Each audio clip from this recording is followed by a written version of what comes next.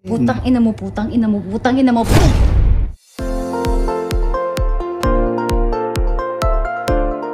Dark, sexy, palaban sa bardagulan, ilan lang yan sa mga pwedeng ibigay na description sa character ni Nadine Lustre sa Metro Manila Film Festival 2024 entry na Uninvited. Base sa inilabas na official trailer ng pelikula sa ginanap na bonggang grand launch at MediaCon kagabi sa Grand Ballroom ng Soler North sa Quezon City, mukhang masashock ang fans ni Nadine sa mga ginawa niyang pasabog na eksena.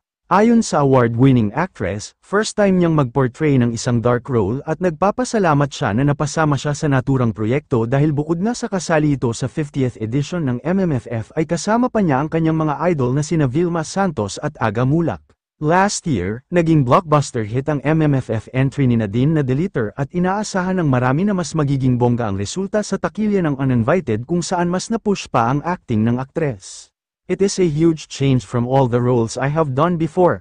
Everyone knows me from rom-coms and dramas, romance stuff. My roles are always mabait na anak, palaban, pero mabait. This time, I was able to explore and try a different side of acting, ang pahayag ni Nadine sa press con ng Uninvited.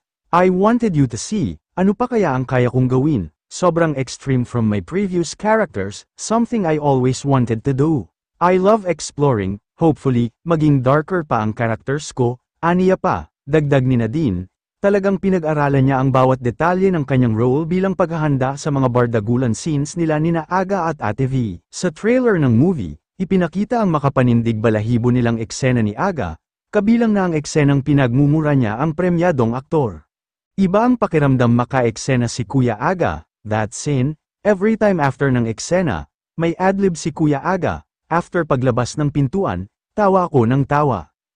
Hindi naman siya awkward, natuwa ako natawid namin eksena. Pero I would say if you watch the trailer triggering in a way pero nakakatawa lang noang si Kuya Aga, ang layo ng personality niya, sabi pa ni Nadine.